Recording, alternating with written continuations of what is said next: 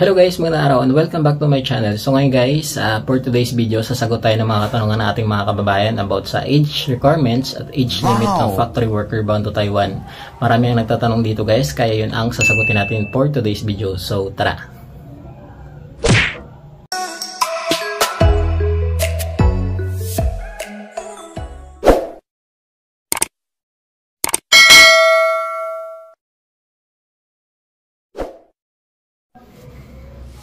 Hello guys, magandang araw and welcome back to my channel. So ngayon guys is sasagot tayo ng mga katanungan ng ating mga kababayan about sa age requirement at age limit ng factory worker sa Taiwan.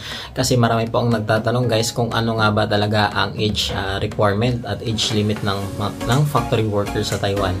So pagdating guys sa mga babae is hanggang 30 lang. Hanggang 30 lang po ang age requirement na hinahanap ng employer.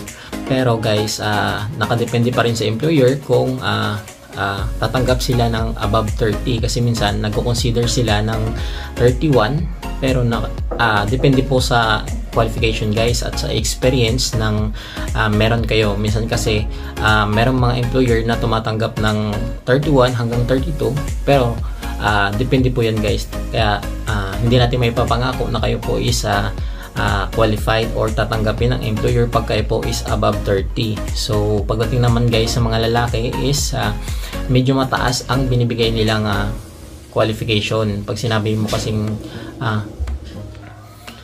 so yun nga guys, about dun sa qualification na sinasabi ko, sila po yung mga skilled worker. Pag sinabi mo kasing skilled, sila po yung mga welder, CNC machine operator at mga mechanist.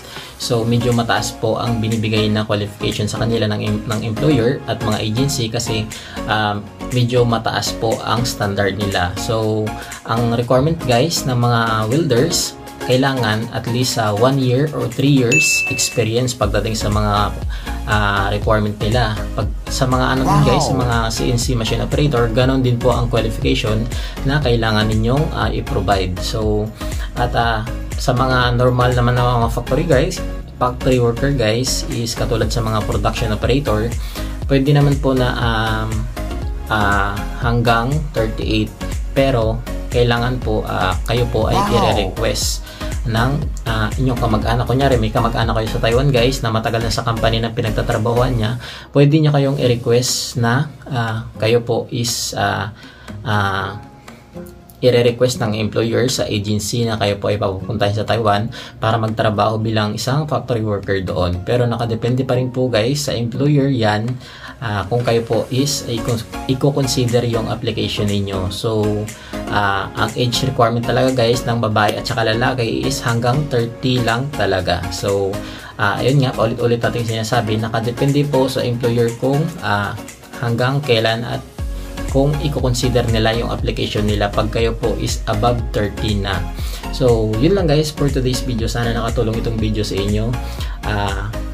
Pero guys, wag lang kayo mawala ng pag-asa kasi marami pa namang bansa na pwede ninyong applyan katulad ng mga Europe country ngayon guys at iba pang bansa like Saudi Arabia, Canada. Pwede po kayo mag-apply at may mga agency po tayo na mga accredited na pwede ninyong puntahan kung sakali po kayo ay mag-a-apply. So yun lang guys for today's video. Paki-like and subscribe itong channel natin para mas dumami pa tayo.